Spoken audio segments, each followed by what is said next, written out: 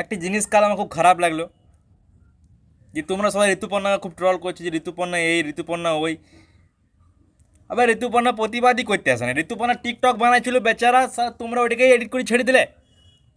আরে ভাই, ও করে না এই প্রতিবাদ ওরকম করি, ও আলাদা করতে গেছিল কিছু। সব থেকে ভালো অ্যাক্টিং তো কই শঙ্খট, ফুকার আগায় বেজে উঠছে।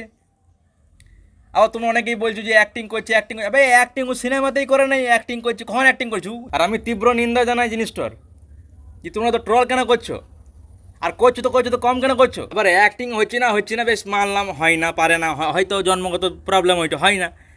আবে এডিটিংটি তো হয়, 50 টাকা দিয়ে কাকা এডিটিং করিলে ভালো করে, অন্তত সাউন্ডটা সিঙ্ক্রোনাইজ হোক। সালা সাউন্ডটা আলাদা বাজছি, শঙ্খ আলাদা বাজছে, এতটা বেসিক সেন্স তো 6 বছর ছেলে থাকে। আবার অ্যাক্টিংয়ে যখন গোষ্ঠী ষষ্ঠী পুজো যখন হয়ে গেছে, তখন পাঠালে রচনা ব্যানার্জিকে, যে যাও তুমি এবার ওভার অ্যাক্টিংটা করে এসেছো।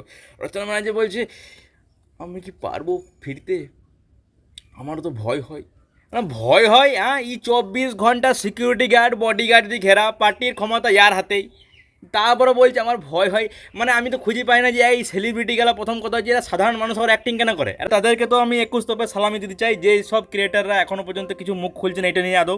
তাদের পেজের রিচ খারাপ হয়ে যাবে, তাদের পেজের অ্যালগোরিদম খারাপ হয়ে যাবে বলে। সকালে ওঠো, এক কাপ কফি লাও, কড়া করে কফি লাও, দেখবে চোখ খুলবে। আর তাও যদি না খুলে চোখটা, তাহলে এক কাজ করো, নিজেকে আয়নাতে দেখে লাও। কিছু হোক না হোক অন্তত লজ্জা তো লাগবেই।